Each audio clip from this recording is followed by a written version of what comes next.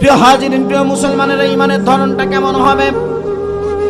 এই পৃথিবীর মঞ্চে পয়গম্বরে আরবি বিশ্বনবী জনাবে মুহাম্মদুর রাসূলুল্লাহ, সকলে জোরে জোরে বলুন সাল্লাল্লাহু আলাইহি ওয়াসাল্লাম। আল্লাহর নবী দিনের দাওয়াত দেওয়া শুরু করেছিলেন। আল্লাহর পয়গম্বরের ডাকে, এক ডাকে যারা সাড়া দিয়েছিল তাদের ভিতরে অন্যতম হলো হযরতে খাদিজা।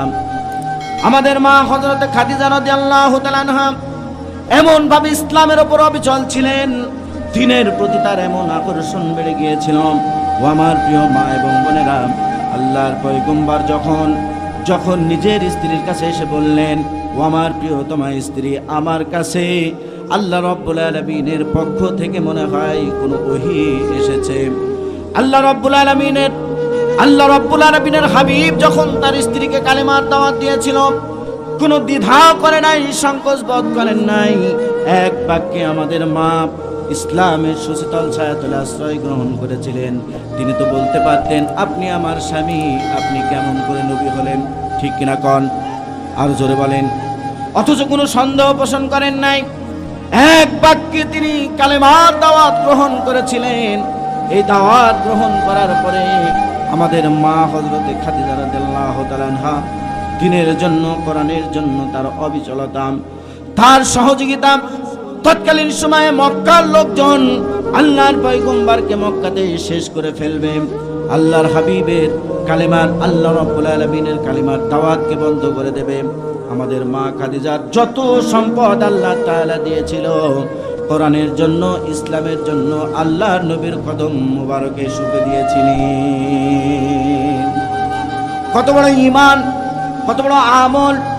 একটা বারের জন্য সংকোচ বোধ করেন নাই। কাফেররা নির্যাতনের শিকার করেছে, পয়গম্বরে আরবি বিশ্বনবী জনাবে মুহাম্মদ রাসূলুল্লাহ সাল্লাল্লাহু আলাইহি সাল্লাম দ্বীনের দাওয়াতের কাজ করে বেড়েছেন। মক্কার গলিতে গলিতে নবী আমার দ্বীনের জন্য কষ্ট করেছেন, মুজাহাদা করেছেন, মানুষের দুয়ারে দুয়ারে গিয়েছেন। কেউ বা বলেছিল পাগল, কেউ বা বলেছিল মুহাম্মদ কবি হয়ে গেছে, কেউ বা বলেছিল মুহাম্মদ বাপ দাদার ধর্মের উপরে চুনকালি মাখানোর জন্য, আমাদের সমাজে ডিভাইডেড করার জন্য এসেছে।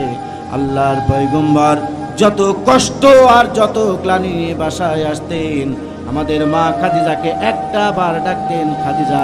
আল্লাহর নবীর ডাকে হযরতে খাদিজা একবারে সাড়া দিয়ে দিতেন। জোরে কোন আল্লাহু আকবার! আর জোরে বলুন আল্লাহু আকবার! এক ডাকে সাড়া দিয়ে দিতেন। পয়গম্বর জিজ্ঞাসা করেছিল, খাদিজা রে, এত রাত হয়ে গেছে, ঘুমাও নাই কেন? আমাদের মা জবাব দিয়েছিলেন, খাদিজাতুল কুবরা রাদিয়াল্লাহু তাআলা আনহা বলেছিলেন, ইয়া রাসূলুল্লাহ, দ্বীনের পরিশ্রম, দ্বীনের দাওয়াত, মানুষের দুয়ারে দুয়ারে লাঞ্ছনার শিকার হয়ে আপনি বাড়ি আসবেন, আর আমি খাদিজা বিছানার সঙ্গে আরাম করব, আপনার সঙ্গে বেয়াদবি হয়ে যাবে, এই ভয়তে আমি বিছানায় ঘুমাই নাই। কি ঈমান, কি আমল তৈরি করেছিল প্রিয় ভাইরা আমার! এই ঈমান এমন ঈমান, হযরতে খাদিজা রাদিয়াল্লাহু তাআলা আনহা জীবনের শেষ মুহূর্ত পর্যন্ত নবীজিকে সহযোগিতা করেছে, আল্লাহর দ্বীনের জন্য কাজ করতে।